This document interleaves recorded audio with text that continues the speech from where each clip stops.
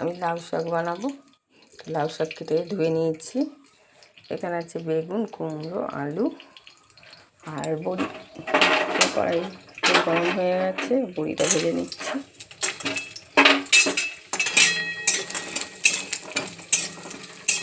দিয়ে দিচ্ছি কালো জিরে ফোড়ন, রসুন ফোড়ন,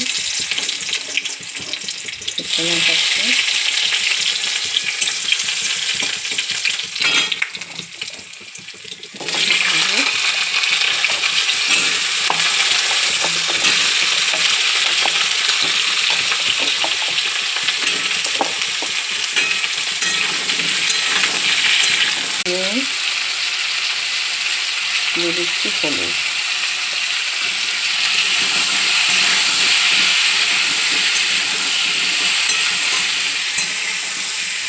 দিচ্ছি লাউ শাক ভাজা হয়ে গেছে। আলু শাকটা দিয়ে দিচ্ছি, ঢাকা দিয়ে দিচ্ছি। আমি দিয়ে দিচ্ছি বড়ি। আমি এর মধ্যে একটু আদা বাটা জিরে বাটা দিচ্ছিলাম, আমি তোমাদের দেখতে তো ভুলে গেছি।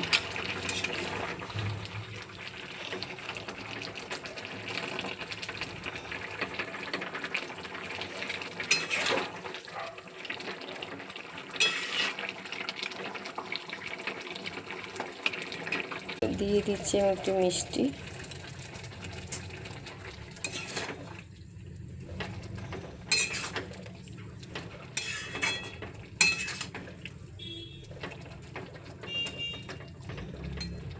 দিয়ে দিচ্ছি ধনে পাতা। তো লাউ শাকের রেসিপিটা যদি ভালো লাগে তো লাইক, কমেন্ট, শেয়ার, ফলো করে দিও।